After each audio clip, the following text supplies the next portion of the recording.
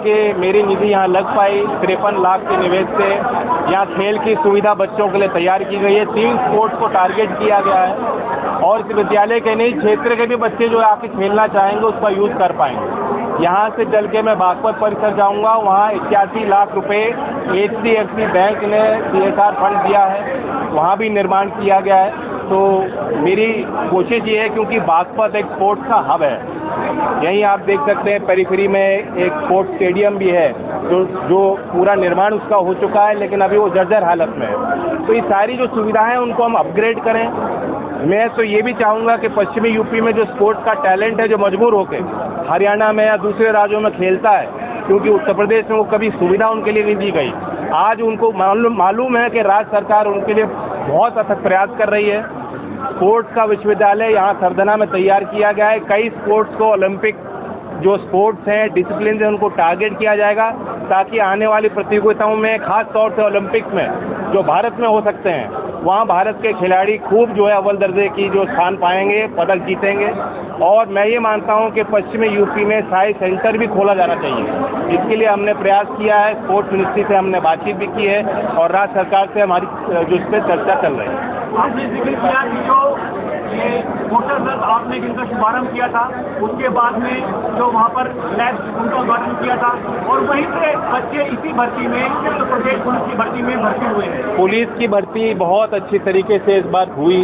पहले भी भर्ती जब होती थी तो बड़े तरह तरह के आरोप लगते थे। इस बार पारदर्शी जो है तरीके से तकनीकी तौर पे भर्ती की गई।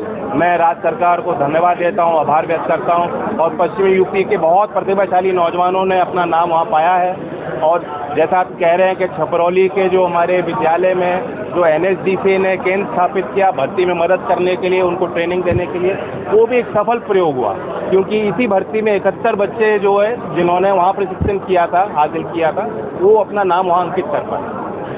एक बड़ी चर्चा देखिए विपक्ष ये करता है कि कानून व्यवस्था बिल्कुल ठीक नहीं है उत्तर प्रदेश में, और लगातार जो सपा के मुखिया हैं वो इस बात को उठा रहे हैं, जबकि सूबे के मुखिया हैं योगी आदित्यनाथ, उनका ऐसा कहना है कि उत्तर प्रदेश में कानून राज है, अभी 8 साल हुए हैं, 27 में फिर सरकार बनाने वाले हैं। देखिए, तो जनता से आप पूछिए, एक तरफ अखिलेश जी का चेहरा डाल दीजिए और एक तरफ योगी जी का चेहरा डाल दीजिए और पूछ लीजिए किस पे लोग विश्वास ज्यादा करते हैं। कोई तो कारण है कि सरकार बार बार चुनी गई, और सबसे बड़ा जो कारण है कि सुरक्षा व्यवस्था में सुधार, उसी मुद्दे पर चुनाव लड़ा था पिछली बार बीजेपी ने। हम तो विपक्ष में थे, लेकिन अब हम सरकार से जुड़े, हम देखते हैं कितने गंभीर हैं। मुख्यमंत्री भी इस विषय को लेकर कितने बेहद गंभीर हैं और संवेदनशील हैं। सरकार बार बार कह रही है ऑपरेशन सिंदूर अभी जारी है।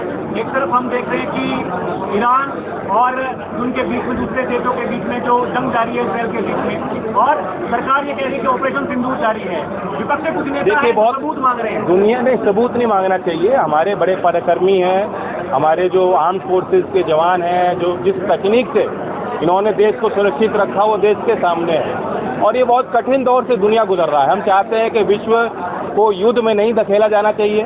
भारत ने हमेशा वही स्टैंड लिया। हम शांति चाहते हैं, शांति बनी रहे। हमारे रिश्ते सभी देशों के साथ हैं। व्यापार पे ध्यान दिया जाना चाहिए, शांति बनी रहे। हमारे नौजवान जो है दुनिया में हैं, हमारे भारत के लोग प्रतिभाशाली इजराइल भी हैं, और ईरान से हमारे जो है सिविलाइजेशनल संबंध हैं, तो इसलिए वहाँ भी शांति बनी रहे।